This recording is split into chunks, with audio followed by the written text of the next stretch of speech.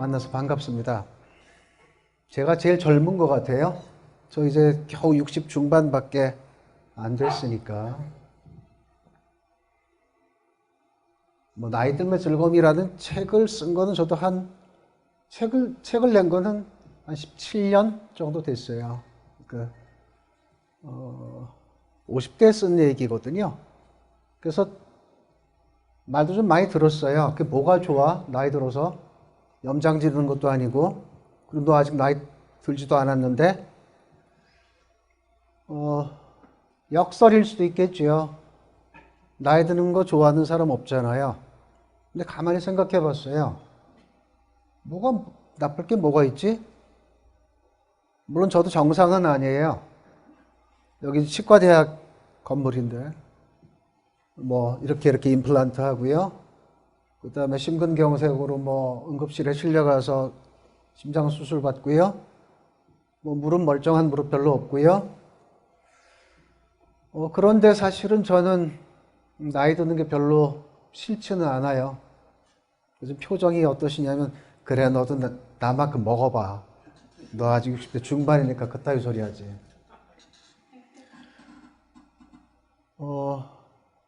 우선 유네스코에서 말한 청년. 저 아직 청년이에요. 여러분들은 상당히 청년이고요. 그죠? 75세까지. 나 진짜 청년일까? 하고 생각을 해봤어요. 뭐가 청년일까? 유네스코의 기준을 떠나서 제가 가지고 늘 품고 왔던 좌우명은 이렇습니다. 뜻은 높게, 생각은 깊게, 영혼은 맑게, 가슴은 뜨겁게, 삶은 따뜻하게. 젊어서 그렇게 못 살아봤어요. 늘 각박하고 전투적이고 치열하고, 나이가 들어가면서 조금씩 너그러워졌던 것 같고, 그런 의무에서 벗어나는 것 같고, 이제는 의무보다 권리의 삶을 누릴 수도 있고, 그런데 생각은 거기 따라가지 못하는 것 같고, 저만 그런 게 아니라 아마 비슷하지 않을까 싶어요. 손주 이쁘시죠? 그죠? 아들이 이뻐요? 손자, 손녀가 이뻐요? 예? 뭐가 그렇게 이쁘세요? 우리가 자식 키울 때는요, 얘를 키우고 가르쳐야 되는 의무가 있잖아요, 부모로서. 우리나라에서는 무슨 뭐 애 키우는데 국가가 도와주고 별로 그러지 않잖아요. 예전보다 조금씩 나아지긴 하지만, 전적으로 내가 떠안아야 되는 문제예요. 부모로서의 의무가 먼저예요. 그래서 자정을 누릴 틈이 별로 없어요. 여기 계신 아버님들 9시 출근, 6시 퇴근 누려본 적 있으세요? 저 졸업하고 대우에 취업했던 친구들이 뭐라 그러냐면, 만나면요, 애 많이 컸냐 그러면 이만큼 컸대요. 그럼 또 이제 연말에 뭐 크리스마스 때쯤 돼서 만나서 한 6개월 지났죠. 애 많이 컸겠다? 이만큼 컸대요. 야, 그렇게 너무 많이 먹이면 병나. 대답이 뭐였냐면요, 나 아예 서 있는 걸 못 봤어. 가면 늘 누워 있잖아요. 그래서 이렇게 재는 거예요, 이렇게. 새벽에 나가서 집에 11시에 들어와요. 그러고 살았잖아요. 그죠? 그러다가 이제 손자, 손녀를 봤어요. 의무 있어요? 뭐 대를 잇고 이런 거는요, 두 번째 문제 같아요. 의무 없어요. 그리고 내가 예전에 못 누렸던 자정까지 다 얹어가는 거예요. 그래서 얘만 봐도 거의 환장할 지경이에요.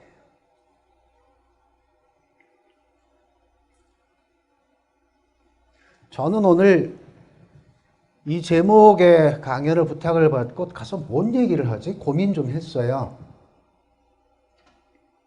사실은 좀 부담스러운 게 대부분 연배가 있는 강연은 어떤 강사가 가야 되면 딱 둘 중에 하나여야 돼요.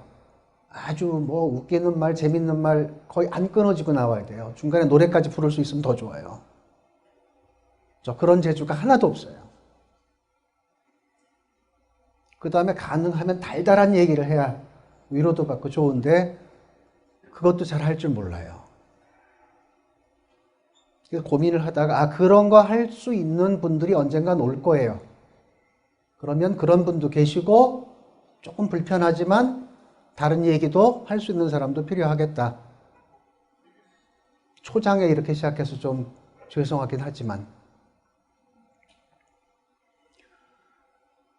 동기들이 가끔 모여서 이렇게 요즘은 코로나니까 안 되지만 그전에 모이면 우리 카페에 이렇게 가서 둥글게 앉아 있잖아요. 이런 얘기 저런 얘기 하다 보면 꼭 딴짓하는 애들이 있어요.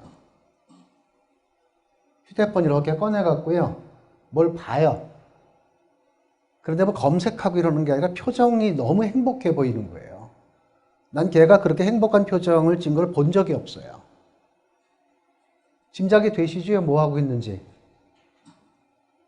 그러시기도 할걸요? 손자, 손녀 사진 보고 있는 거예요. 그래서 제가 물어봐요. 그렇게 좋냐? 다 좋대요. 아주 환장하게 좋대요. 거기서 끝나면 되는데 제가 좀 고약해서 한마디를 더 해요. 이런 말이라서 미안하지만 사실 해서도 안 되는 말이고 할 수도 없는 말이지만 우리끼리니까. 만약에 그 아이가 20년이 지나서 자살한다면 어떤 느낌이 들 것 같냐? 저도 이렇게 말을 하면 안 된다는 걸 저도 알아요. 옆에 친구들이 그러죠. 저 새끼 꼭 말을 해도 저렇게 말한다고. 제가 왜 그런 말을 우리 친구들한테 했냐면 매년 4,000명의 청년이 자살합니다. 예전에 우리 자랄 때 그러지 않았잖아요. 의지가 없어서? 실연해서? 다 우리 자식들이고 손자, 손녀 마찬가지예요. 그런데 매년 4,000명의 청년이 자살한다. 왜 그럴까요? 저는 그게 어른들이 관심을 가져야 될 일이라고 생각해요. 그 친구들한테 말해요. 있을 수도 없고 있어서도 안 되는 일을 막으려면, 줄이려면 아직 내 삶에 어떤 에너지가, 배터리가 좀 남아있을 때 세상을 한 뼘이라도 더 나아지게 만들 수 있어야 돼요. 우리 예전에는 나 살기 바빠서 내 삶에 의무가 있으니까 그런 거 관심 없었고 설령 관심이 있었어도 행동할 수 없었어. 그런데 이제는 누가 날 해고할 것이며 누가 날 막을 거야? 내가 왜 겁내? 자식을 위해서라면 섭을 지고 불에도 뛰어드는 게 부모인데 내 자식보다 더 사랑하는 내 손자와 손녀가 살아갈 세상을 한 뼘이라도 할아버지가 할머니가 바꿔줄 수 있다면 더 좋은 방향으로. 그건 우리가 정말 해야 되는 일이 아니냐. 설령 내 손자 손녀가 그런 불행을 당하지 않는다 하더라도 그 아이와 같은 시대를 살아가는 사람들이, 자기 또래들이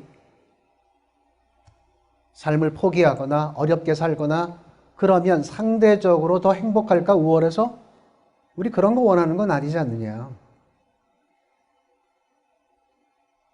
내 손자 손녀가 살아갈 그 시대를 더불어 살아갈 사람들이 함께 행복할 수 있는. 우리 지금까지 치열하게 살아왔으면 이제는 좀 너그럽게, 좀 더 구체적으로 뭘 할 수 있을지를 한번 생각을 해보자. 저는 사실은 그 얘기를 오늘 여러분들과 함께 나누고 싶어서 왔습니다.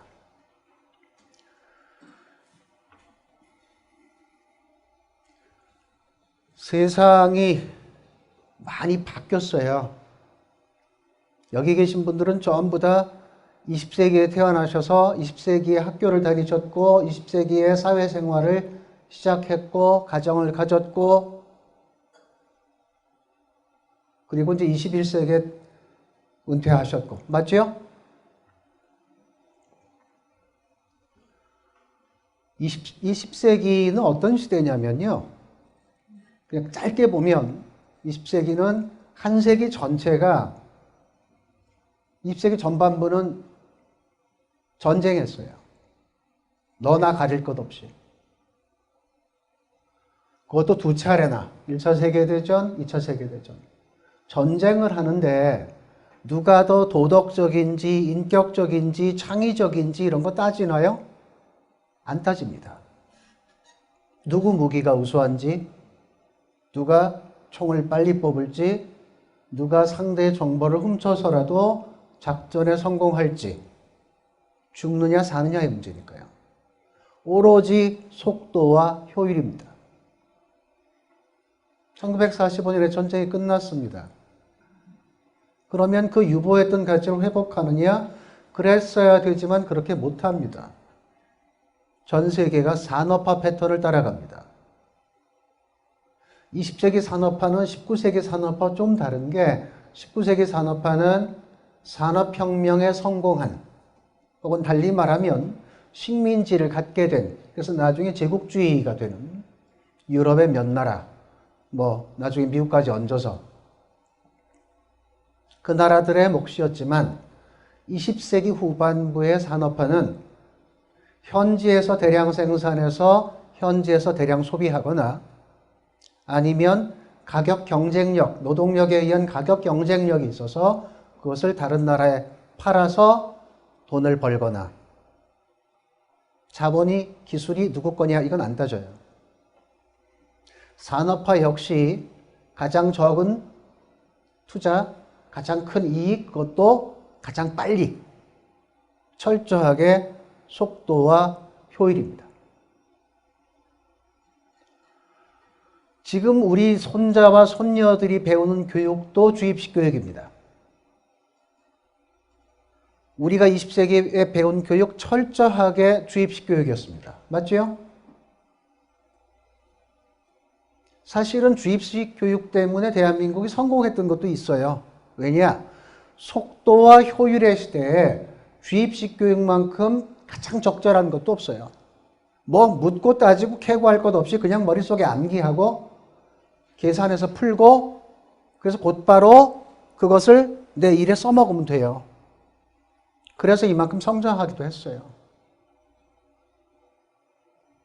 예전에 여러분들이 수학 시간에 미적분 배울 때 누가 미분 만들었고 누가 적분 만들었고 이거 왜 만들었고 그래서 수학이 어떻게 변화 발전했고 그게 다른 자연과학 분야에 들어가면 어떻게 적용됐으며 우리 일상생활에 미분 적분이 적용된 사례가 뭐가 있는지 어떤 경우에 미분적 사고를 하고 어떤 경우에 적분적 사유를 해야 되는지 등등에 대해서 들어보신 적이 있으세요?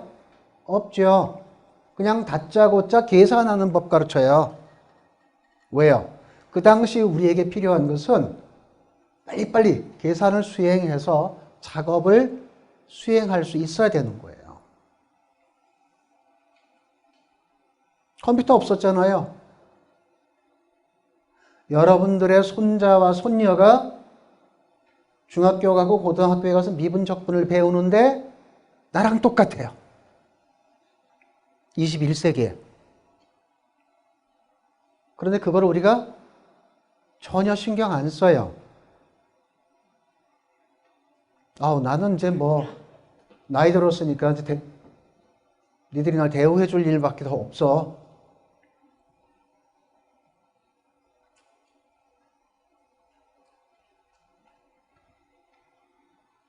내가 진짜 손자와 손녀를 사랑한다면 어떻게 뭐가 바뀌어야 될까? 할아버지 할머니가 얘들 못 도와줄 수 있지? 그러려면 시대가 어떻게 바뀌는지를 좀 볼 필요가 있다는 겁니다. 20세기는 철저하게 한 세기 전체가 속도와 효율이었습니다. 이 20세기를 대표할 수 있는 아이콘 하나를 딱 뽑아라. 상징적인. 그게 ICBM입니다. 대륙간 탄도미사일. 이거 하나만 딱 들고 있으면 실제로 보세요. 무기 경쟁을 하면요. 무기만큼 비생산적인 게 없잖아요. 비경제적인. 내가 비싼 돈 들여서 신무기 만들어냈는데 상대방이 더 좋은 무기를 가지고 있으면 이건 무용지물이에요. 어디 수출도 못해요. 이건 미국 빼고는. 그러면 또 돈 들여서 여기다 또 만들고 또 만들고 나중에 부자만 살아남아요. 그랬을 때 가장 좋은 방법 중에 하나가 뭐예요? 대륙간 탄도미사일 하나 딱 쥐고 있으면 돼요. 해봐. 너 힘세니까 나도 대신 네가 나 건드리면 나도 빵. 그게 이른바 핵이 갖고 있는 억지력이죠. 억지 효과죠. 21세기는 속도와 효율이 아니라 창조, 혁신, 융합의 시대입니다. 그리고 21세기를 대표할 수 있는 아이콘을 딱 뽑아라. 역시 ICBM입니다. 그런데 21세기의 ICBM은 대륙간 탄도미사일이 아니라 I는 IoT입니다. 사물인터넷. C는 클라우드고요. B는 빅데이터예요. M은 모바일입니다. 이때 말하는 모바일도 이런 휴대전화 같은 도구, 디바이스를 말하는 게 아니라 모바일 네트워크 시스템이 만들어내는 컨텐츠입니다. 자, 다시 한번 짚어보지요. IoT, 클라우드, 빅데이터, 모바일, 눈에 보이나요? 안 보여요. 20세기의 ICBM은 형태도 있고요. 재료도 뭔지 알고요. 눈에 보이고요. 가시적이고 진료적이고 형태적이에요. 그런데 21세기 아이콘은 어때요? ICBM은 눈에 안 보입니다. 비가시적이고 비형태적이고 비진료적이에요. 이거를 다른 말로 바꾸면 그게 컨텐츠입니다. 컨텐츠를 여러 가지로 볼 수 있지만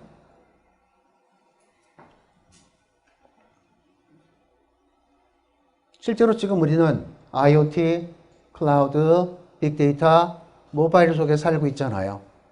이게 구동되는 사회에 살고 있어요. 여러분들도 이걸 누리고 계세요. 그런데 이 두 개를 이렇게 비교해 보면서 20세기와 21세기가 어떻게 달라질까?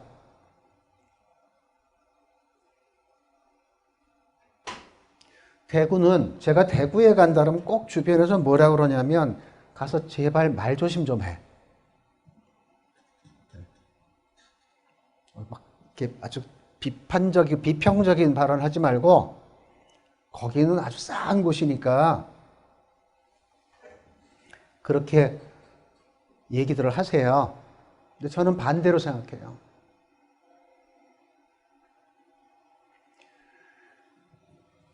내부적인 에너지는 대단히 많은데 이 에너지가 어떻게 의제화될지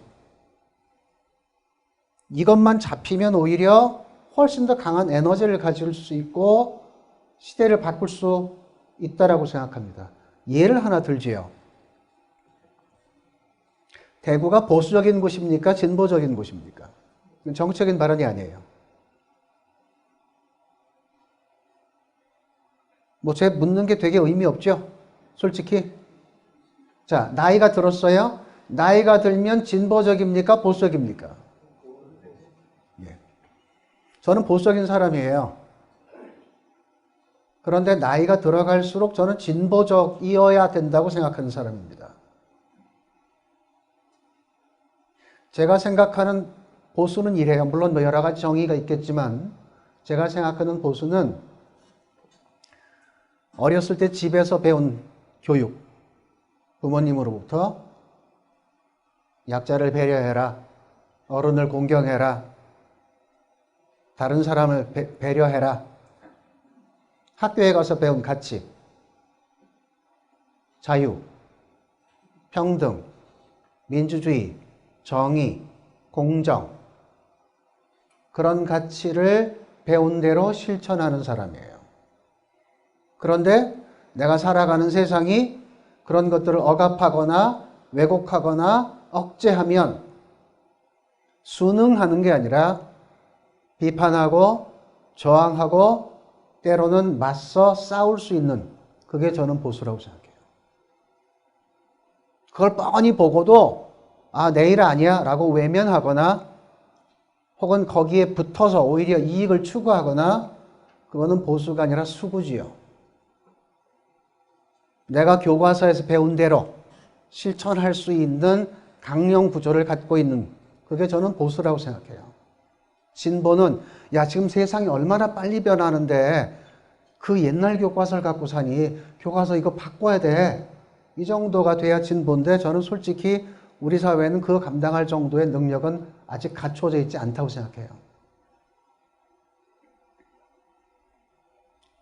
그러면 그 건강한 보수의 가치가 미래를 어떻게 바꿀 수 있는 토대를 마련해 줄까?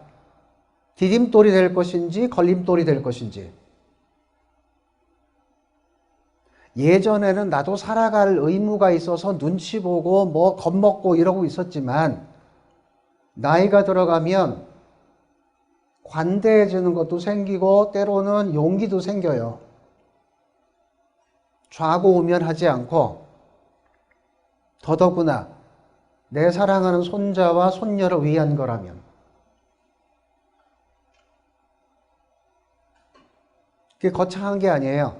제가 왜 이 말씀을 드리냐면요, 대한민국을 바꿀 수 있는 방법 중에 하나가 가장 보수적이라고 생각하는 곳에서 매우 진보적인 선택을 하는 경우가 있어요. 정치 아니에요. 경북여고 나오신 분 계시죠? 예, 경북고등학교 나오신 분 계시죠? 지금 그 학교 있죠? 경북고등학교 있죠? 경북여자고등학교 있죠? 안 불편하세요, 그게? 어머니들 혹시 화 안 나세요? 대구여고, 경북여고.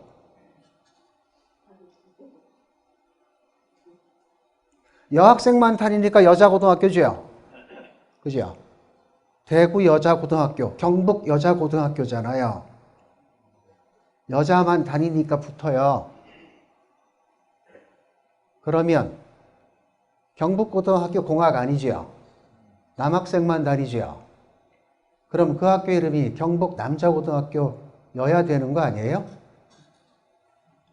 근데 우리 20세기는 남성이 위주였던 사회였잖아요.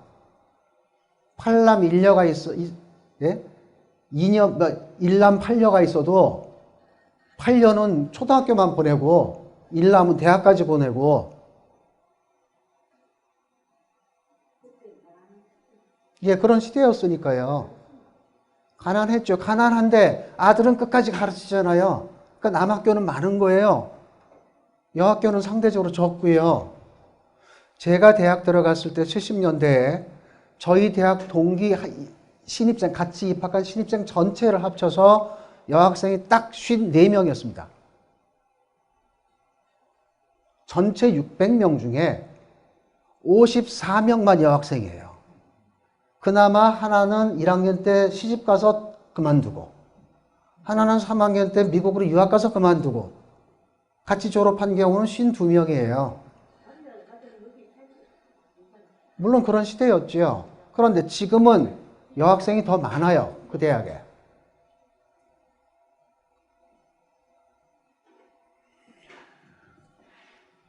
뭐 제가 무슨 권한이 있어서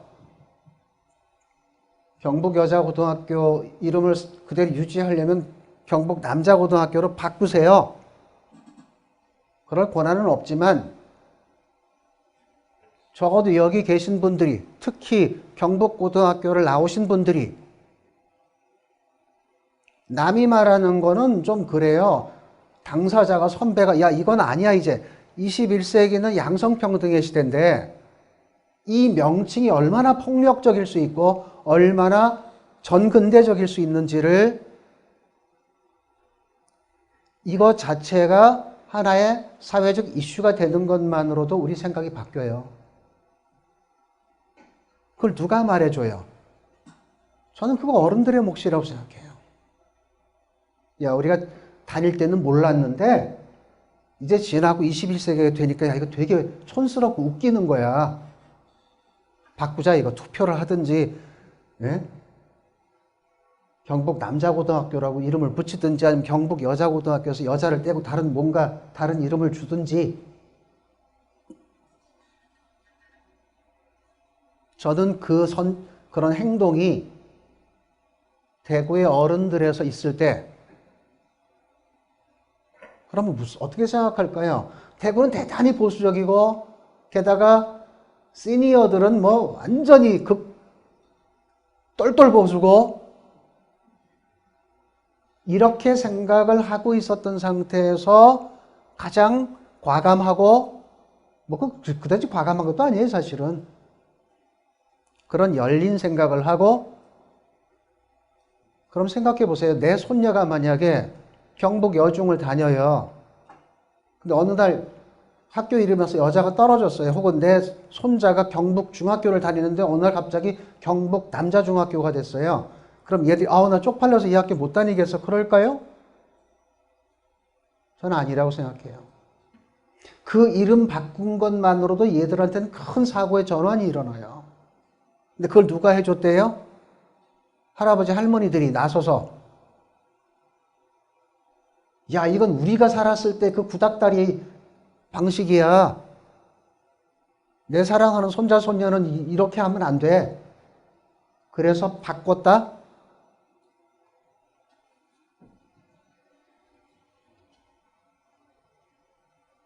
그럴 자신 있으세요? 혼자는 못해요. 여기 지금 이런 시국에 이 정도 꽉 찬 경우 저는 사실은 2년 만에 처음 봤거든요. 솔직히 개인적으로 되게 감격스러워요. 예. 예. 그런데 여기에서 같이 그런 생각을 나누고 누군가가 나중에 그렇게 하고 탁 하고 의제를 던졌을 때, 그래, 나 동의해. 생각을 하고 있던 것하고 전혀 생각하고 있지 않은 것하고는 행동하는 방식이 저는 다르다 생각해요. 20세기는 유형적인 거예요. 기계적인 거예요. 21세기는 형태가 있는 게 아니에요. 비형태적이고 컨텐츠예요, 그게. 스티브 잡스는 뭐 시간이 많지 않으니까 오늘은 건너뛸게요. 전환점이 있고 변곡점이 있어요. 여러분이 예를 들어서 정년퇴직한 시간이 있었잖아요. 예를 조금씩 다르지만 그 정년퇴직했던 시간이 변곡점이었습니까? 전환점이었습니까? 전환점은 내가 능동적으로 선택을 하고 바꿔서 새로운 것을 선택하는 방식이고요. 이게 확연하게 구별되는 건 아니지만, 변곡점은 이렇게 올라갔다가 이제 그 각이 꺾이는 거죠. 우리는 대부분 변곡점으로 받아들여요. 나이가 들어가는 거를. 근데 저는 그게 변곡점이 아니라 전환점일 수 있다. 아직은.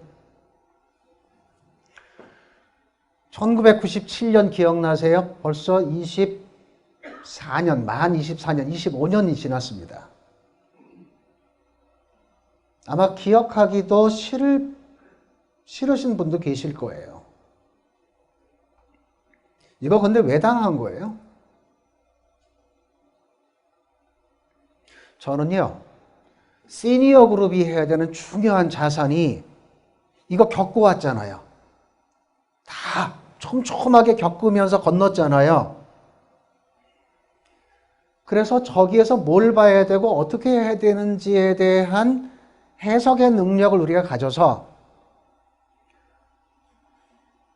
우리가 어마어마한 값을 치렀는데 저게 무슨 의미가 있고 어떤 전환점이 될지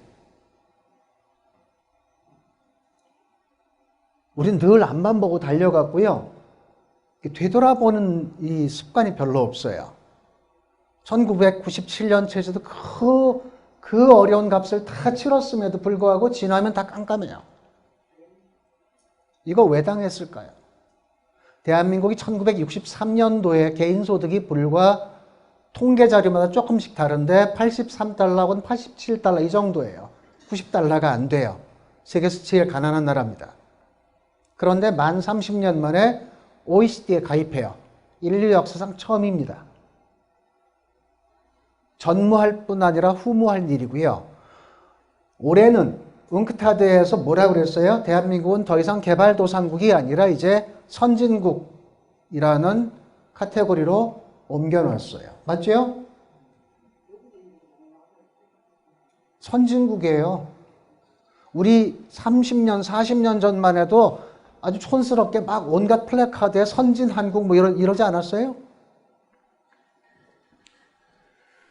계속해서 승승장구 성공했어요.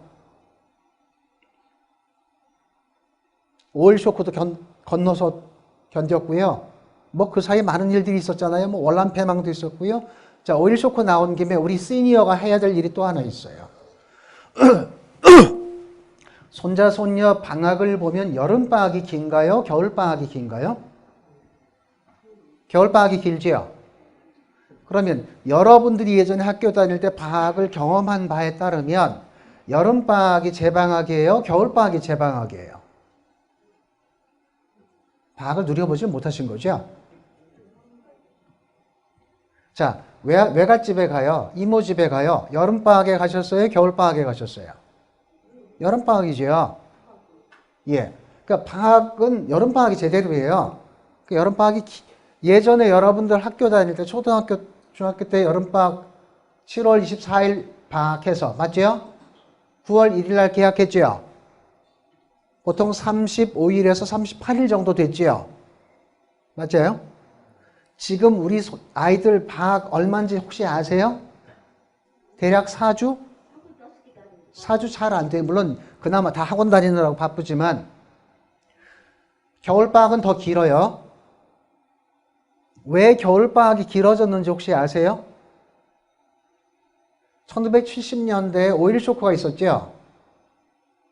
기름값이 2배, 4배로 막 뛰어요. 예전에 여러분들 학교에 선풍기 없었죠. 에어컨은 고사하고 선풍기도 없어요. 그런데 겨울에 난로는 있지요. 그게 목탄을 떼든 갈탄을 떼든 나무를 떼든 석유하고 상관이 없음에도 불구하고 긴장감이 필요하니까 자, 학교에 있는 난로 다 꺼. 그리고 집에 가 있어. 집은 어차피 불 때 있으니까. 그렇게 해서 겨울방학이 늘어난 거예요. 여름 거를 옮겨놓은 거예요. 그럼 몇 년 동안 지냈고 오일 쇼크를 잘 넘어갔어요. 그러면 겨울방학에 옮겨놨던 여름방학의 몫을 되돌려 놔야 되죠. 안 해요. 왜요? 처음엔 명분이 이래요. 다시 또 이 위기 상황이 생길지 모르니까 그때 또 우왕좌왕 하느니 아직은 이 비상체제로 가. 그러다가 굳어져 버린 거예요. 그리고 지금 기억도 안 해요. 학교도 몰라요. 이거 돌려줘야 되는 거 아니에요? 솔직히 겨울방학은요. 겨울방학 하기 전에 이미 진도 다 끝나요. 그럼 겨울방학 끝나고 개학해서 할 게 없어요. 그러니까 갑자기 안 하던 짓 해요. 뭐 어디 견학 가고 뭐 누구 불러서 특강하고 평소에나 하지 좀. 우리가 할 일이 아직 많다니까요. 그걸 누가 해요? 우리 아들, 딸들이 얘들 바빠서 못하고 얘들도 그렇게 살아서 몰라요. 그러면 그걸 경험했고 되돌려 놓을 수 있는 경험이 있는 할아버지 할머니가 해줘요. 손자, 사랑하는 손자 손녀를 위해서라도 야, 이거 원래 여름방학이 길었어. 이거 이렇게 갖다 줘. 97년 체제는요. 막 성장을 하다가 늘 성장하니까 앞만 보고 자라고 바깥 세상 어떻게 되는지 몰라요. 관심도 없어요. 사실은 바깥 세상이 변하고 있었거든요. 1989년에 독일이 통일했고요. 그 다음에 소비에트 연방 소련이 해체됐고요. 판이 싹 바뀐 거예요. 그거는 다른 면으로 말하면 더 이상 20세기는 속도와 효율의 패러다임으로 유지되지 않는다는 뜻입니다. 근데 우리는 별 관심이 없었어요. 그러다가 97년 한 방에 그냥 빵 하고 한 방 맞고 다 쓰러진 거예요. 그때 유가는 3배로 올랐고요. 달러 3배로 올랐고요. 내가 갖고 있는 부동산 3분의 1로 하락했어요. 대량 해고가 일어나요. IMF가 들어와서 일종의 경제 신탁 통치를 하는데 IMF의 조건은 대단히 가혹했습니다. 심지어 IMF 사람들이 뭐라고 그랬냐면 이거 살리러 들어갔다가 너무 가혹해서 죽일 수도 있겠다. 그래서 실제로 그 이후에 IMF 체제를 받아들인 나라는 우리가 받은 거의 절반 정도밖에 안 했어요. 그런데 우리가 어떻게 했어요? 금 모으기도 하고 3년 만에 졸업했죠? 정말 감동적인 일인데 저는 약간 불만인 게 그 3년 동안 하부만 완전히 구조조정했어요. 아래만 마음대로 해고할 수 있고 뭐. 이 문제가 생긴 건 상부의 모순 때문에 생긴 거예요. 상부 구조의 모순. 그러면 3년 동안 하부 구조 조정했으면 이제 상부 구조 조정해야 되는데 어떻게 했어요? IMF 졸업 땡친 거예요. 그리고 은행은 더 커지고 기업도 더 커지고. 옛날 대구에만 해도 은행이 여러 개 있었죠? 싹 다 무너지고 공적 자금 퍼부어서 메가뱅크. 그건 어쩔 수가 없어요. 그리고 딱 때마침 들어온 게 신자유주의, 승자독식.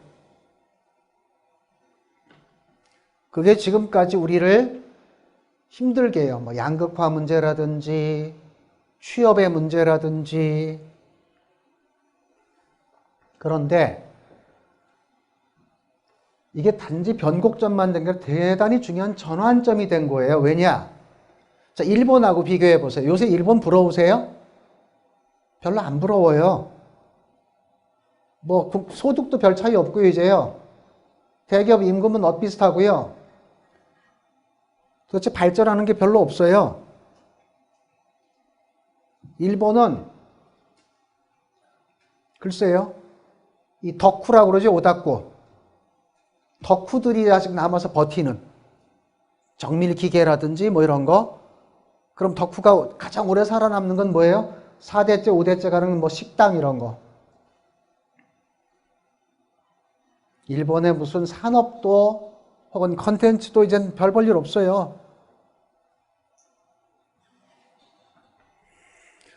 중요한 전환점이 언제 일어나느냐. 자, 보세요. 핀란드를 한번 보세요. 노키아 기억나시죠? 이 핸드폰? 노키아는 핀란드 회사예요.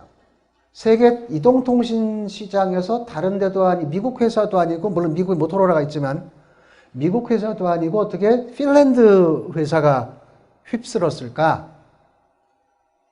의아한 일이에요, 사실은. 핀란드는 유럽에서 가난한 나라예요. 지금은 많이 좋아졌지만 우리랑 처지가 비슷해요. 수백 년 동안 스웨덴의 식민지였다가 잠깐 풀어놨더니 또다시 러시아가 침공해서 러시아 식민지로 삼았고, 자, 해방이 된 뒤에 핀란드가 어쨌든 조금씩 성장을 하는데 이제 웬만큼 된 상태에서 우리도 통신망이 필요해요. 그래서 통신 네트워크를 이렇게 쭉 깔려고 하는데 문제가 저 숲속에 한 집 살고요. 저 숲속에 2집 살아요. 그럼 여기 선 하나 쫙 깔아놓고 전화 하나 달랑, 또 저기 가서 선 2개 깔아놓고 달랑 2집. 효율이 떨어지죠. 게다가 여긴 무지무지 추워요. 눈은 어마어마하게 와요. 그러면 겨울에 눈이 와서 끊어지거나 얼어서 케이블이 끊어지거나. 이거 어떻게 하지? 그런데 우리가 20세기 생각해 보세요. 유선통신은 안정적인데 무선통신은 불안정하잖아요. 그래서 무선통신은 꺼렸던 거예요. 군대에서나 쓰고. 그런데 이게 점점점 품질이 좋아지니까 어떻게 하냐면 유선통신 건너뛰어서 그냥 우리는 무선통신으로 가버려요. 그게 노키아예요. 그래서 여기에서 축적이 돼서 세계의 이동통신 시장을 휩쓰는 거예요. 이 당시 일본은 어땠냐? 일본은 지금도 자기네 통신망 되게 자랑하거든요. 집집마다 전화기 다 있어요. 집집마다. 골목마다 공중전화 다 있어요. 이걸 왜 해? 아, 가난한 니들이나 하세요. 망 없는 니들이나 하세요. 그래서 별로 신경 안 쓴 거예요. 시기를 놓쳤다고요. 우리나라에서 매우 중요한 사건이 여기 계신 분들 기억하실지 모르겠지만 1982년도에 TDX 프로젝트라는 게 있었어요. TDX가 뭐냐면 시간 분할 혹은 시 분할 자동 교환기라는 겁니다. 예전에 대구도 백색 전화 있었나요? 그죠? 이사 갈 때 가지고 갈 수 있죠? 청색 전화는 이사 가면 반납하고 다시 받으려면 1, 2년 걸리죠? 근데 어느 날 전화기 집집마다 다 놨죠? 갑자기 최신국에서 전화국 돌아다니면서 전화 개설하라고 막 세일사고 다녔죠? 그게 1983년이거든요?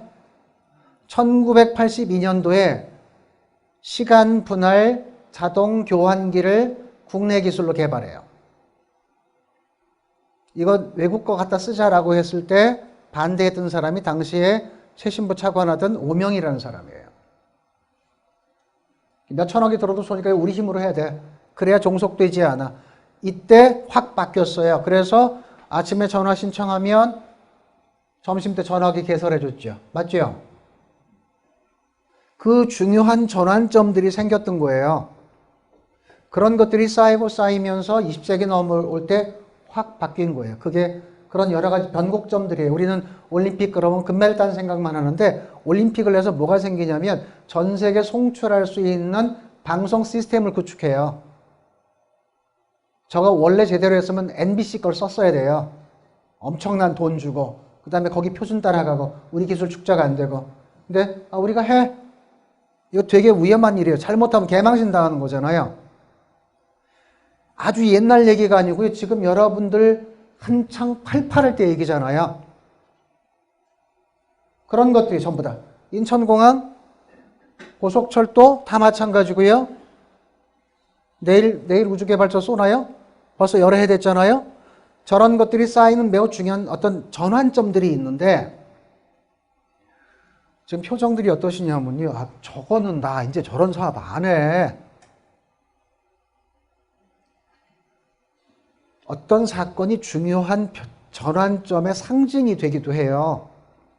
그러면 어른들이 그걸 어떻게 해석해 줄 거냐? 어떻게 이해하고 자 그래야 내 손자, 손녀가 어떤 환경이 되어야 얘들이 좀 더 저쪽에 가서 일 잘할 수 있지? 더 멋지게 살 수 있지?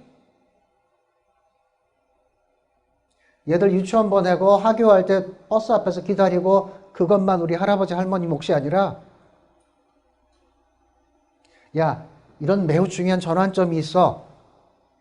우리가 여론도 만들어주고 그런 어떤 의제도 던져볼 수 있고 저는 그게 시니어 그룹이 할 수 있는 일이라고 생각해요. 제4차 산업혁명 얘기가 딱 나오니까 시니어가 할 일이 없어요. 그렇지 않나요? 저거는 나하고 상관없는 일이에요. 알고 싶지도 않고요. 알 수도 없고요. 우리는 저기에서 벗어난 게 얼마나 다행인지 모르겠어. 라는 거예요.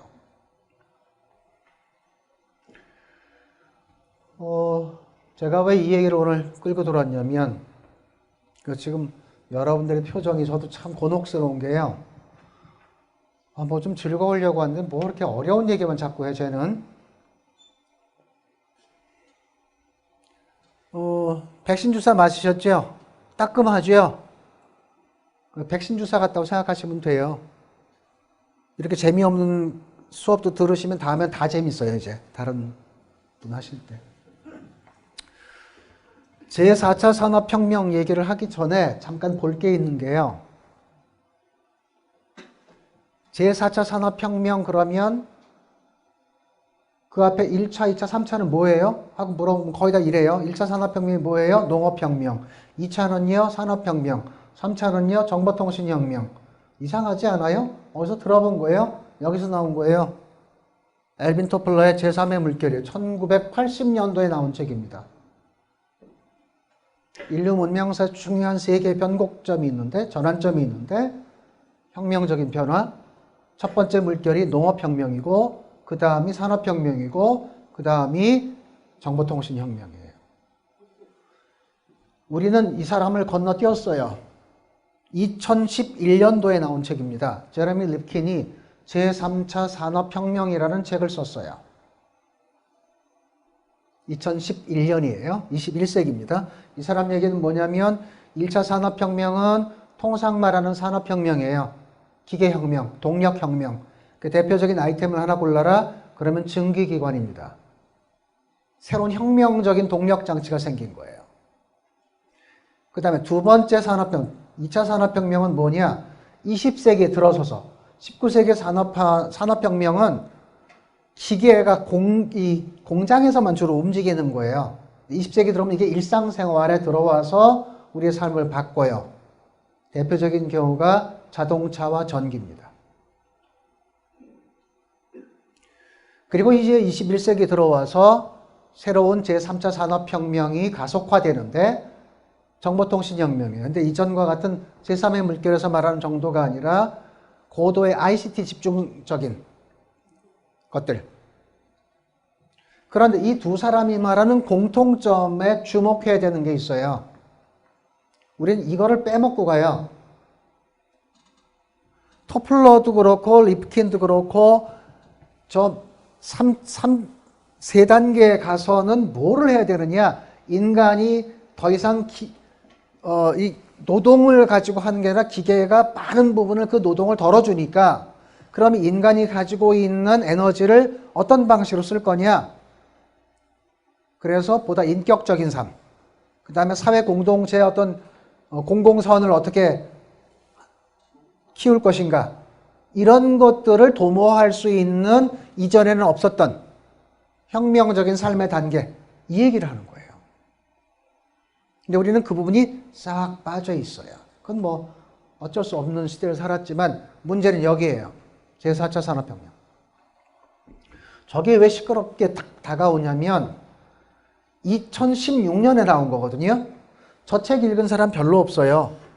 그리고 곧바로 훅 넘어갔는데 2016년에 스위스에서 매년 정초에 세계적인 석학과 유명한 유명인들, 정치인들이 모여서 스위스 다보스에서 국제회의를 해요. 그게 다보스 포럼이에요. 그럼 이거는 연초이기도 하고 많은 유명한 사람들이 있고 이러니까 여기서 던져진 의제가 중요한 이슈가 돼요. 이때 의장이 클라우스 슈밥이라는 독일 사람이에요. 이 사람이 기조연설에서 뭐라고 그랬냐면 이제 제4차 산업혁명의 시대가 열렸다 라고 선언한 거예요.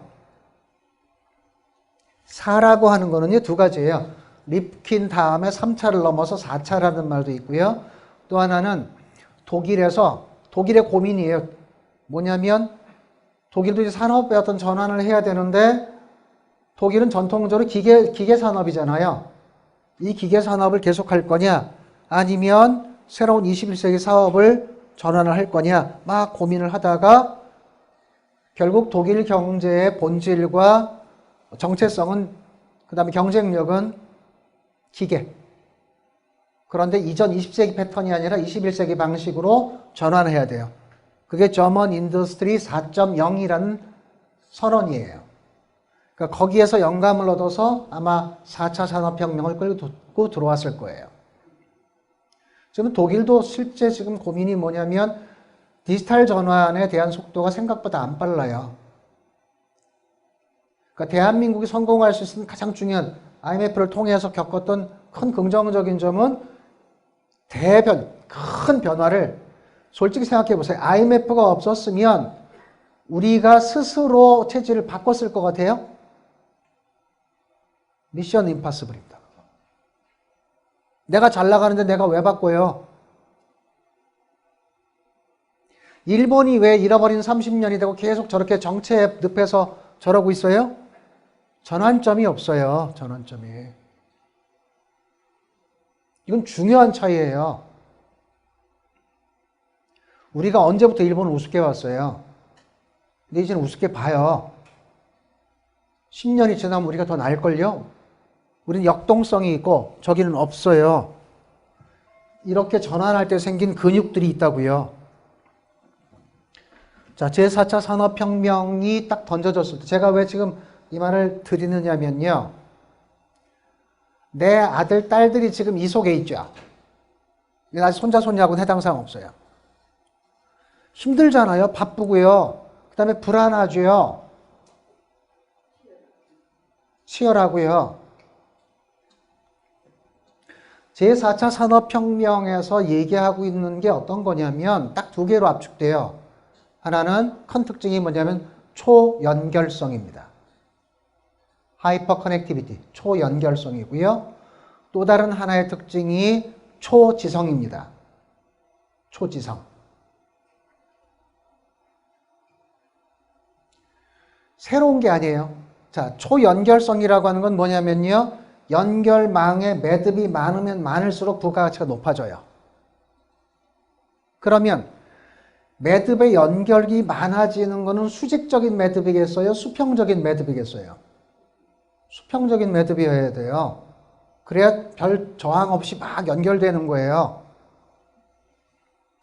어느 한 사회가 얼마나 그 조직과 사회가 민주적이냐에 따라서 체질이 달라지는 거예요. 그러면 대구는 수직적이에요? 수평적이에요? 상대적으로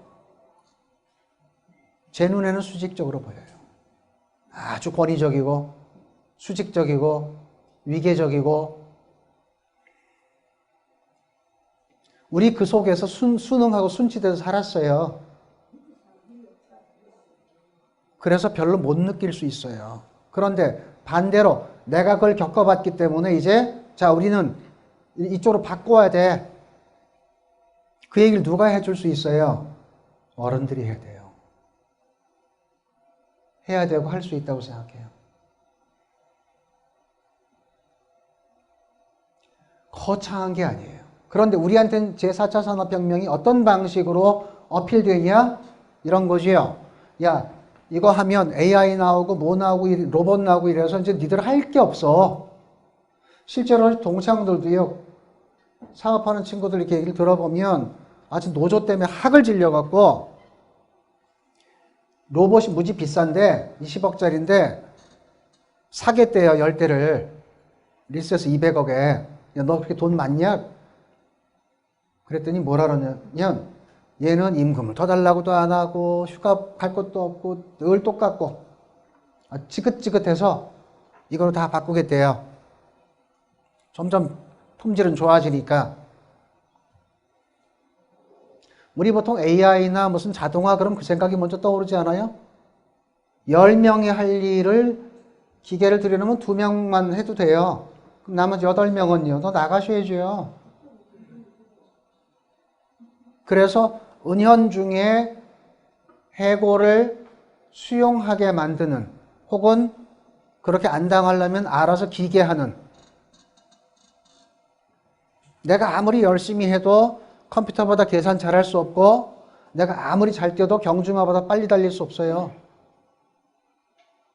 잘 보세요. 왜 경주마와 달리기 시합을 하라고 그러죠? 왜 해야 돼요? 경주마에 올라타서 타는 법을 가르치면 되잖아요. 말 타는 법을 가르쳐야죠. 말 타는 법을. 그 얘기를 누가 해요? 당사자는 못해요. 때로는요. 대구의 어른들이 대구가 갖고 있는 가장 큰 자산인 어른들이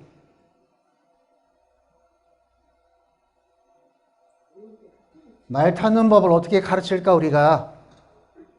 혹은 내가 못 가르치면 그런 의제가 생기도록 계속해서 우리 사회에 우리가 살고 있는 곳에서 계속 이야기를 할 수 있으려면.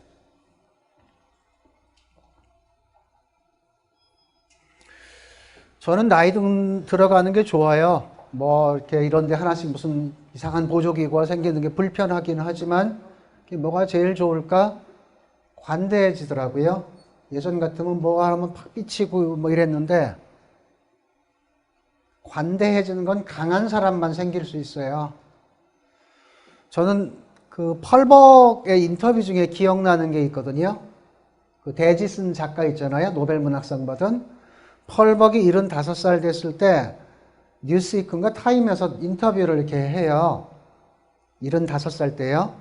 그러니까 지금이야 75살 예사롭지만 그 당시에 75살이면 이제 완전 노년이잖아요. 뭐라고 펄벅한테 묻냐면, 작가님, 만약에 당신이 50년 전으로 돌아간다면 무슨 일을 하고 싶으세요? 그러면 뭐 야심찬 얘기를 막 할 거라고 예상을 했는데 펄벅이 뭐라고 말하냐면요. 단호하게 1분도 주저하지 않고 No. 나는 돌아가고 싶은 생각이 없습니다.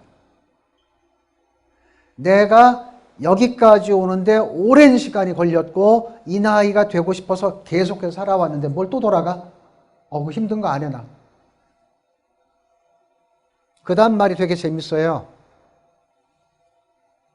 나에게는 늘 내일이 새로운 날입니다.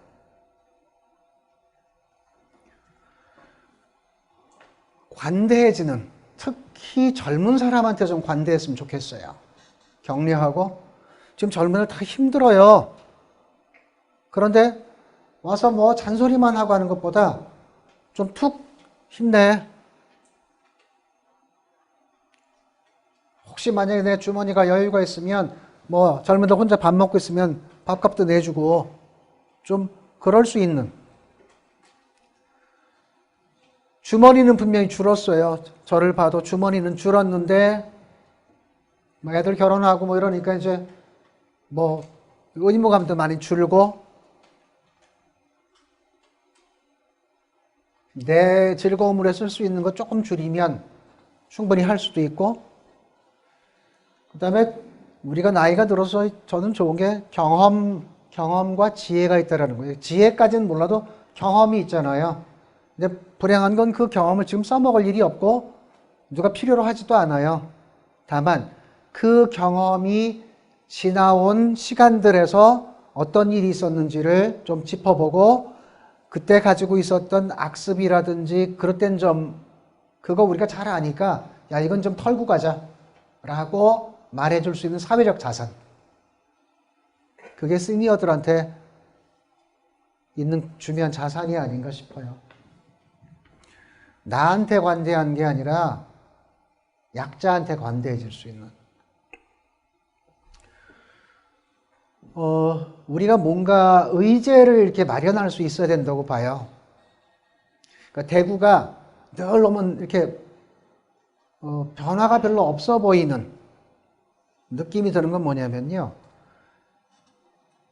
의제가 뭐지 여기? 여기 지향하는 방향성이 뭐지? 이게 잘 안 느껴져요. 물론 뭐 구호들은 있어요. 구호들은. 아까 뭐 김 교수님하고도 차 타고 짧게 그 얘기를 했지만 물론 뭐 다 해볼 수 있는 거고 중요한 경험이긴 하지만 우리 옛날 육상대회 할 때 육상대회 선택권이 있고 밀라노 프로젝트 선택권이 있었어요. 우리 밀라노 프로젝트에 대해서는 눈길도 안 줬거든요.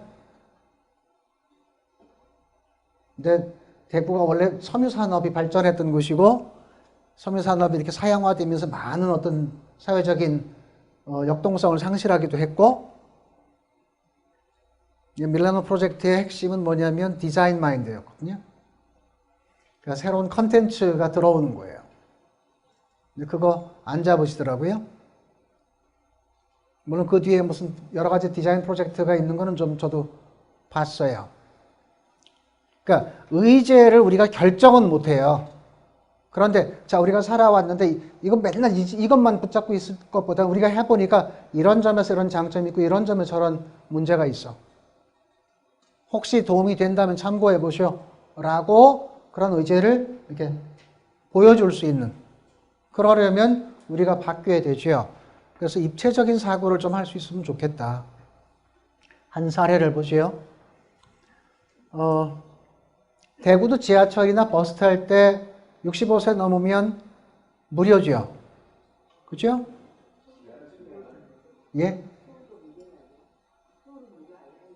서울도 그래요. 예. 지공족이라고 그래요. 지공족. 지하철 공짜족. 예. 그러면 뭐 어떤 사람은 뭐 자존심 상한되는 사람도 있고 뭐 등등등등.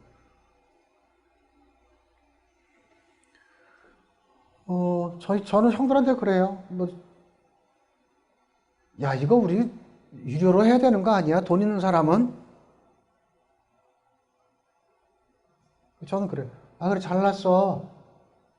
자, 이만큼 성장하는 데까지 시니어 그룹들이 노력하여 왔잖아요. 그래서 뭐 해준 게 뭐가 있어요? 처음 해주는 게 대중교통 요금 지원해 주는 건데. 그게 문제가 아니고요. 자, 보세요. 실제로 어떤, 뭐 실명은 여기서 거론하지 않을게요. 어떤 분이 총리가 돼서 연두 초도 순실 이렇게 가요. 그러니까 뭐 각 부서를 이렇게 방문하잖아요. 서울시를 방문했고 서울시 방문했을 때 서울도시철도공사를 방문을 했어요. 뭐 브리핑하고 이럴 거 아니에요.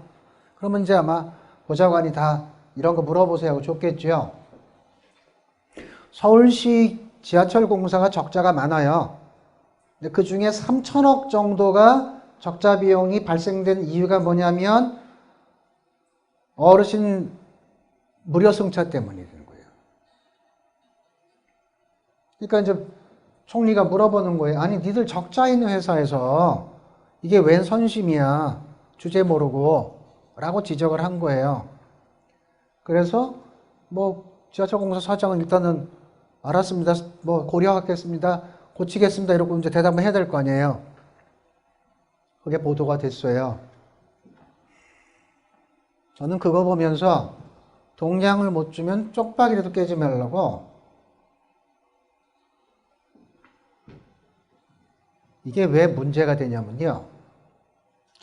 무료로 안 해주면 가정 불화가 생겨요.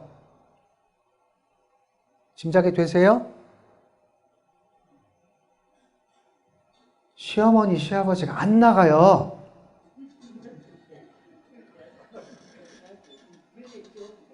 그렇잖아요. 교통비 아까워서. 그럼 누가 중간에 미쳐요? 며느리 미쳐요. 그러면 그 스트레스를 누가 그대로 받아요? 퇴근하는 아들한테 가는 거예요.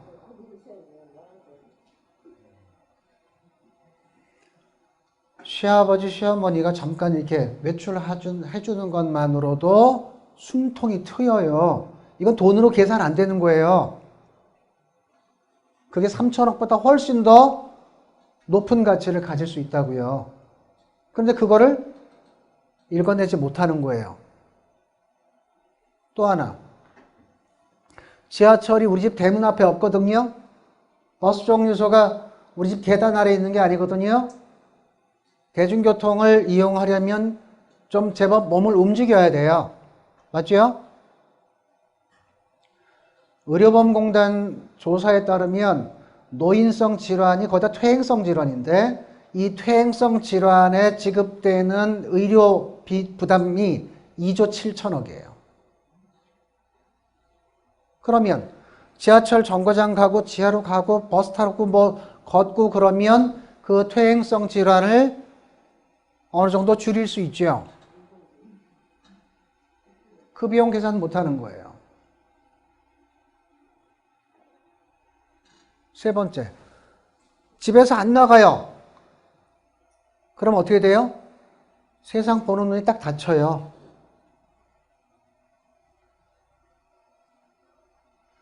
남들이 보면 그냥 지하철 타고 왔다 갔다 하는 것 같지만 세상의 변화를 보고 느낌을 이렇게 느끼고 다른 사람 얘기도 듣고 그러면서 우리 생각이 바뀌어요. 적어도 그 네 가지 포인트만 봤어도 저렇게 쉽게 야 니들은 왜 2, 3천억 적자인데 무임승차를 저렇게 그냥 방치해? 지적은 할 수 있어요. 저걸 어떤 방식으로 개선할지에 대해서 한번 생각해 보세요. 라고 할 수는 있지만 마치 내가 중요한 문제를 파악해서 니들한테 알려준 것처럼 돈으로 계산되지 않는 아까 말씀드린 그런 것들을 젊은 사람들이 읽어낼 수 있을까요? 그냥 찾아낼 수 있을까요? 잘 못할걸요? 저는 그거 할 수 있는 게 시니어들이라고 생각해요. 근데 우리는 시니어는 어떤 습관이 되어 있냐면요. 난 정말 열심히 살았거든. 근데 너무 나 무시해, 우리. 예? 뭐 때로는 자식도 나 우리 무시하고 이게 뭔가 좀 살짝 서운하고 삐치기 직전이고 관대해지질 않아요. 유일하게 관대해지는 게 손자손이에요. 얘 이쁘기만 하지 얘가 살아갈 10년 후, 20년 후 세상을 위해서 우리가 살고 있는 이 사회가 어떻게 바뀌었으면 좋을까? 어떤 공동선이 있어서 내 아이가 그것을 누렸으면 좋을까? 우리는 그것을 위해서 무엇을 할 수 있을까? 그런 일을 할 수 있으면 노화도 저는 충분히 더 늦춰질 수 있다고 생각해요. 생각이 젊으면 삶도 젊어질 수 있을 거예요. 백화만발이라는 출판사가 있어요. 그 출판사 제목을 제가 정해줬거든요. 제가 생각해서 잘 줬어요. 백화만발은 뭐냐면 시니어 그림책 회사예요. 먼저 어른들이 막 글자 보니까 따분하니까 이제 그림책이 어른용 그림책이 나와요. 어르신 그림책이. 출판사 이름을 뭐 시니어 북스니 뭐 이렇게 촌스럽게 그러지 말고 백화만발이라고 그래. 그런데 만자를 늦을 만자로 쓴 거예요.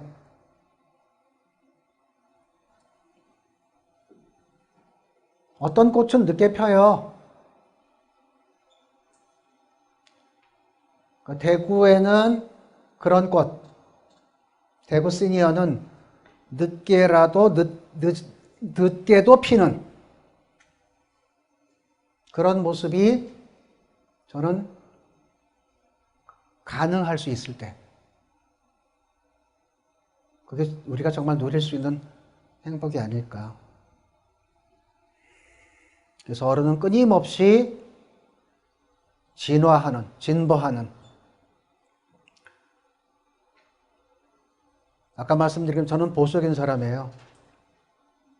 근데 그 보수도 진보하는 보수 가치도 그 내부에서 진보할 수 있는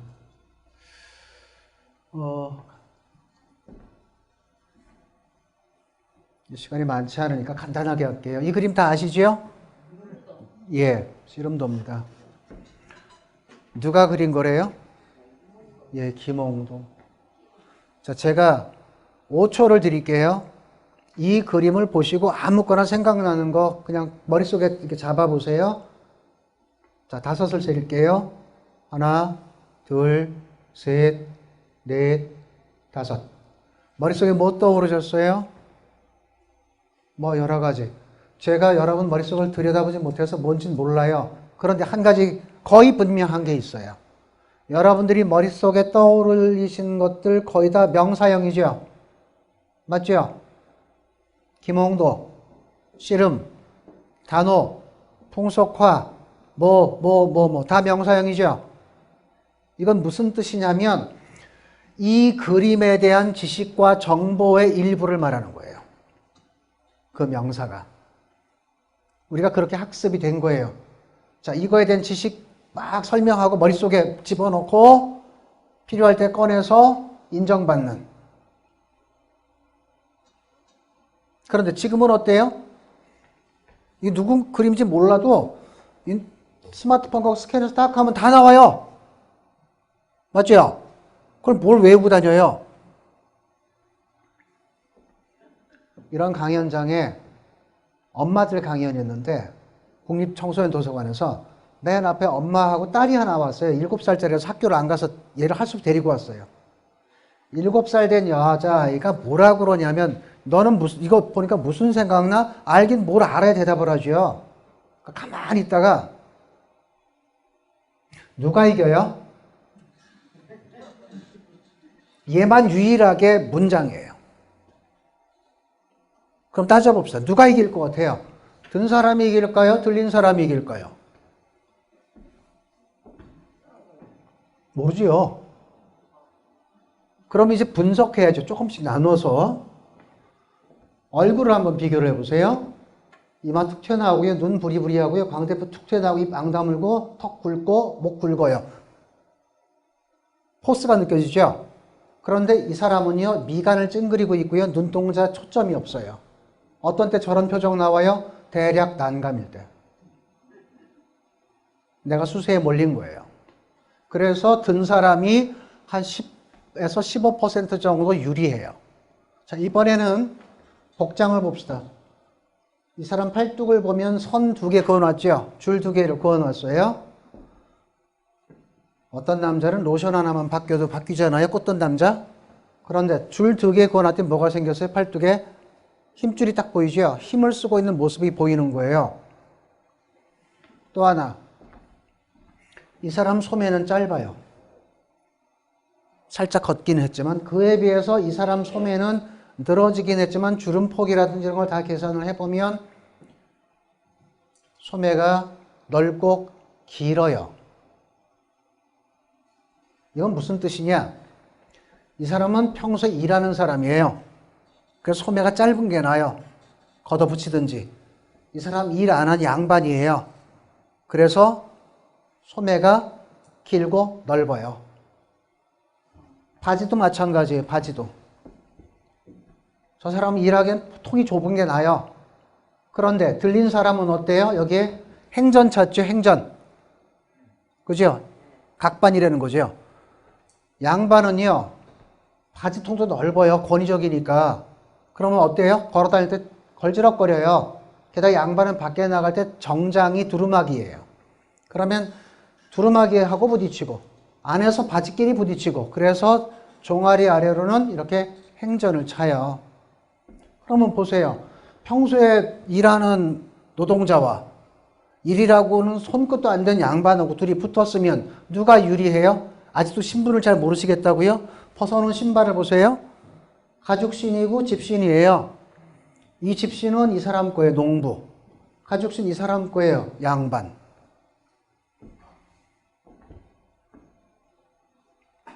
복장 하나도 예사롭게 볼 게 아닌 게요. 지금 여기 계신 어머니들 옷을 보세요. 나 입은 쪽에서 단추가 왼쪽에 있어요? 오른쪽에 있어요? 왼쪽에 있으시죠? 아버님들이요. 해보세요. 어느 쪽에 있어요? 오른쪽에 있죠? 그럼 여자는 왼손잡이에요? 아니에요. 우리 전부 다 이거 서양 옷이잖아요. 그죠? 서양 복식사에서 고대에도 단추는 있었지만 오늘날 우리가 사용하는 이런 단추가 일반화된 경우는 중세 도시국가가 생기면서요. 상업국가. 막 단추 갖고 자랑하는 거거든요.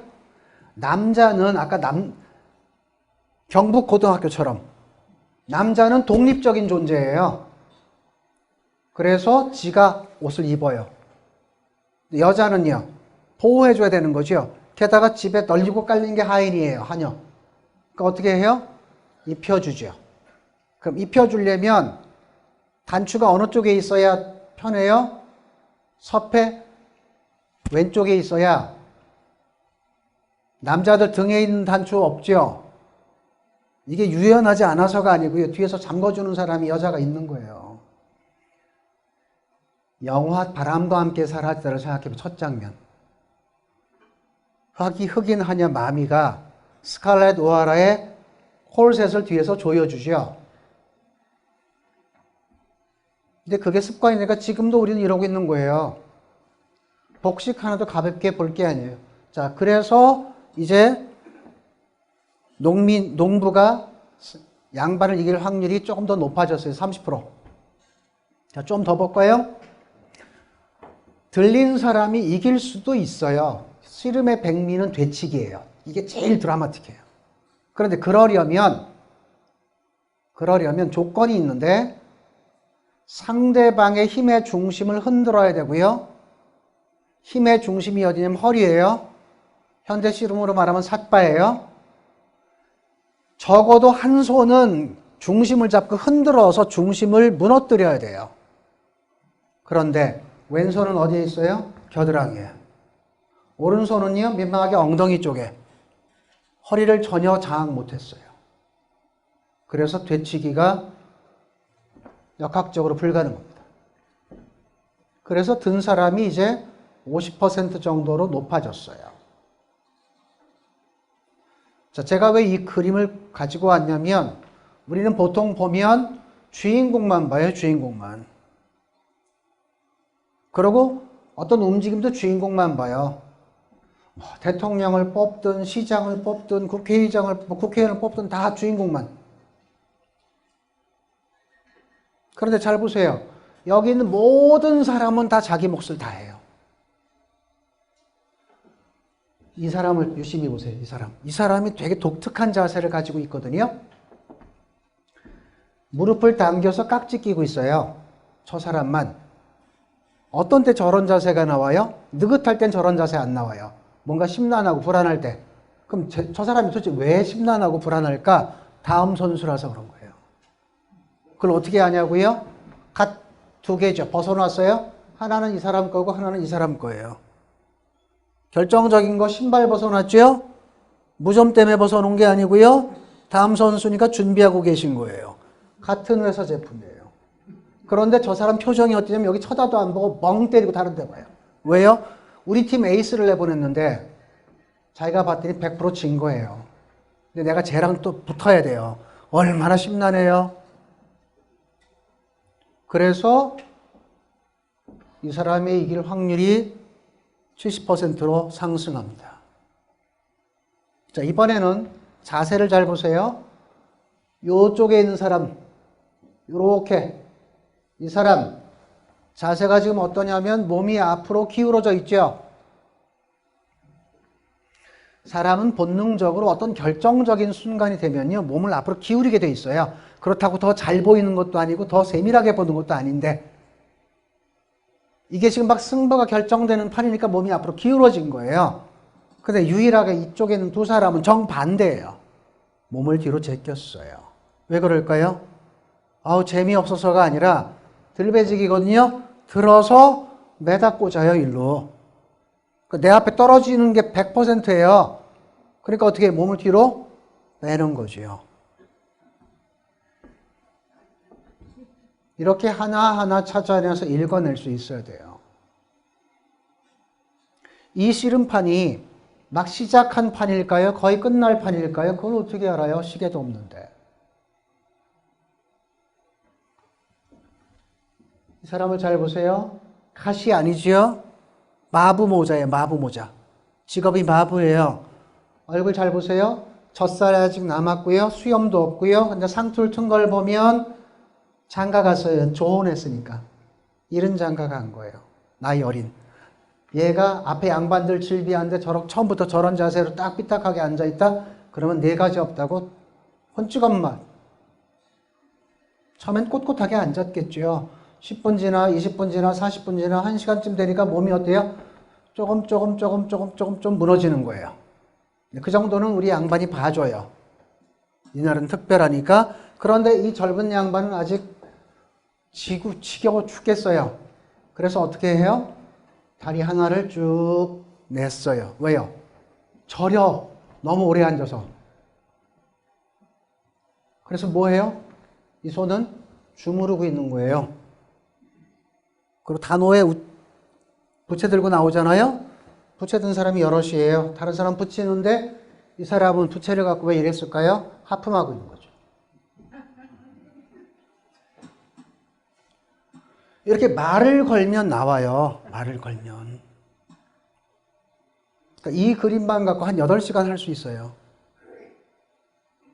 그런데 아까 김홍도 그림이라고 그러셨잖아요. 김홍도 어떻게 알 수 있어요? 낙관도 없고 수결도 없고 뭐 재발문도 없고 아무것도 없는데 우리는 늘 안물안국이에요. 그냥 답 정해주면 외우면 그만이에요. 그런데 컨텐츠가 만들어지는 건 뭐냐면요. 문장의 형태예요. 낱말이 아니라 문장이에요. 그리고 가능하면 의문문으로.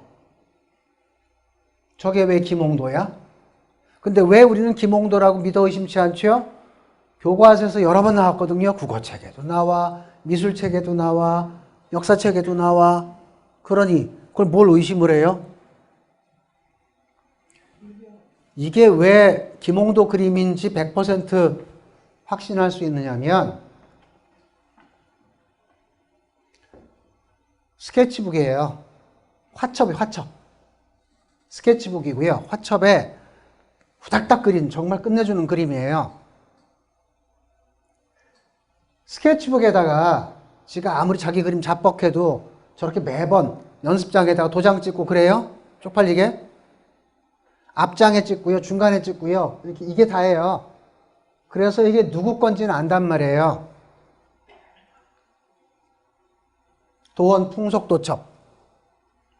이거를 입수한 사람이 이 그림이 다 좋으니까 전부 다 한 장씩 떼어서 대접 표구를 한 거예요. 요 풍속화 중에 2점이 보물이에요. 조금해요. A4지보다 조금 더 커요. 자, 이제 오늘 우리 시니어가 봐야 될 문제. 우리가 여기 양반이에요. 단어만 내면 맨날 씨름하면. 지는 거 좋아하는 사람 없거든요. 그래서 이번 단어에는 우리도 한번 이겨보자. 그래서 기술 씨름을 좀 배우기로 했어요. 기술 씨름하면 누가 떠오르세요? 이만기.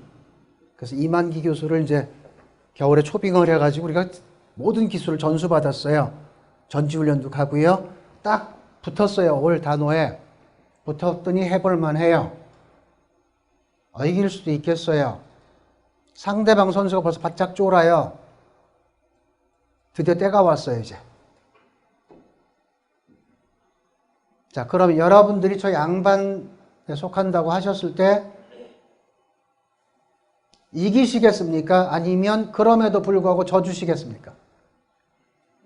심정적으로는 이기고 싶죠. 내가 맨날 지는 것도 짜증나고. 그런데 자, 우리가 자꾸 해야 되는 게 뭐냐면 문장이라 그랬죠. 가능하면 의문문. 왜 우리가 씨름 이만기 교수 불러다 씨름 기술 배운 거예요? 매년 지니까 짜증나서. 지는 게 뭐라고? 그러면 보세요. 시합을 하면 상품을 걸지요. 돼지 한 마리, 술 한 가마, 떡 한 가마. 그거 누가 줘요? 상품을? 관찰사가? 원님이? 저 사람들이 내는 거예요. 지주, 양반들이. 맞죠?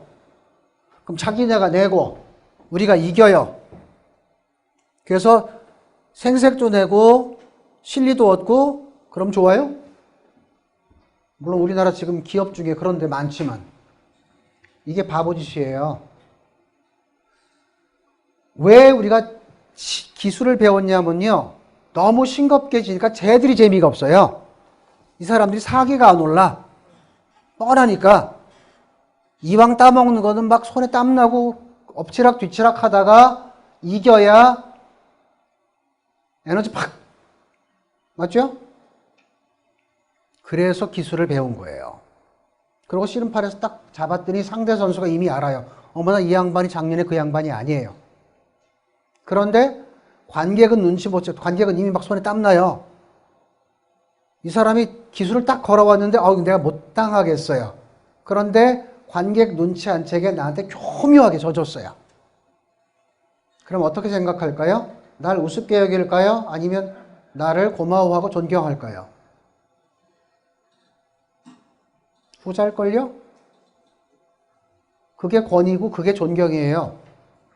그러면 구경하는 많은 농민 막 신날 거 아니에요? 제가 아까 나이가 먹은 것도 벼슬이라고 저는 생각해요. 그 벼슬값을 어떻게 하느냐가 문제지만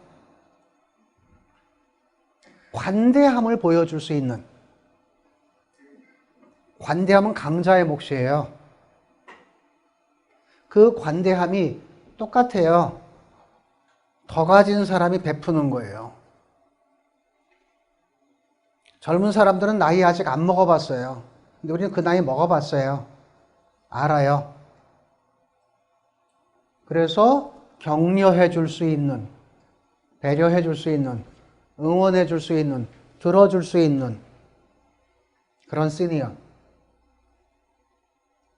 저는 대구 시니어가 좀 그런 모습을 보이면 대구 자체가 아주 역동적이고 진취적이고 어떤 미래 의제를 만들어낼 수 있는, 혹은 우리가 직접 못 만들어도 그것을 우리의 후배들이 해낼 수 있는. 저는 종갓집을 많이 돌아다녔는데 제일 먼저 가서 보니, 야, 이 집에 이 종가가 품격이 있는지 없는지를 뭐로 보냐면요, 종가 사랑채 딱 올라가면 앞에 종답이 대부분 보여요. 저렇게 된 데가 있어요. 종답 한복판에 작은 솔밭이 있거나 아니면 커다란 느티나무 두 그루가 이렇게 서 있어요. 왜 저게 있을까요? 보기 좋으라고? 물론 보기 좋아요. 그래서 사진작가들이 새벽에 안개 낀 날 잘 찾아가요. 저기를 사진 찍으려고. 저거는요, 강자의 배려입니다. 우리 종답을 소작해주는 사람들, 한여름 땡볕에 잠깐이라도 쉬라고. 새참도 땡볕에 논두렁에서 먹지 말고 저기 들어가서 좀 그늘에서 몸을 달래면서 먹으라고.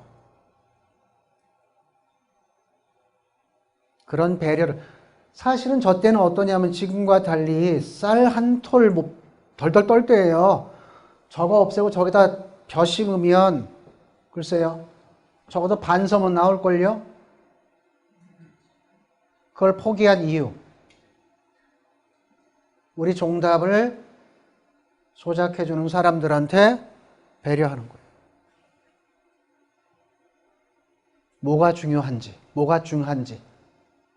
결국은 사람이죠. 저는 대구가 밖에서 보는 것처럼 이렇게 보수적이고, 이렇게 뭐랄까요, 미래의 어떤 가치에 대해서 별로 관심 없고 이런 게 아니라, 대구의 자랑이 뭐예요? 오랫동안 형성되어 온 맨파워, 맨풀이 있고 역사가 있고 그런 거잖아요. 물론 키워놓으면 다 떠나서 문제지. 이제 개천에서 용 안 나와요. 개천에서 용 나와요, 용. 어쩌다 용은 나는데 여기서 이 개천에서 용 나면 다 강남 가요. 일로 안 와요. 선거 때 되면 가끔 와요.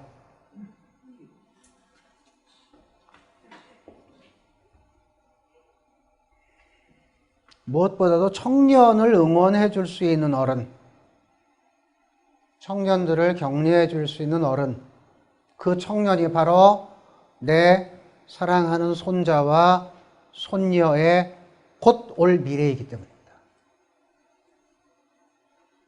사진만 보고 있어도 황홀해요.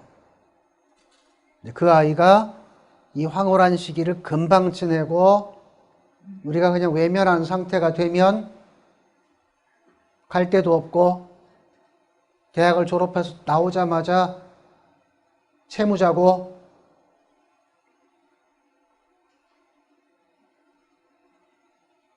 우리가 이 친구들을 어떻게 해줄까? 우리가 한 뼘이라도 더 나은 세상. 그러려면 왜 건강해야 되잖아요. 그러면 뭐 건강한 건강법, 치아관리법 이런 것들은 이제 전문가들이 오셔서 다 여러분들한테 주실 거라고 생각해요. 막 재밌는 유흥도 좀 하시고 첫날 첫 강의를 이렇게 좀 무겁게 시작해서 죄송하지만 저는 어쩌면 우리한테 그게 필요하지 않나 싶어요. 그래서 제가 혹시 반년 뒤 혹은 1년 뒤에 오게 되면 그 양반들이 아니네. 그럴 수 있었으면 좋겠습니다. 여러분들이 행복하시고 여러분들이 깨어 있어서 여러분들의 손자와 손자의 삶도 더 멋지고 행복할 수 있기를 기원합니다. 제 강의는 오늘 일단 여기까지입니다. 고맙습니다.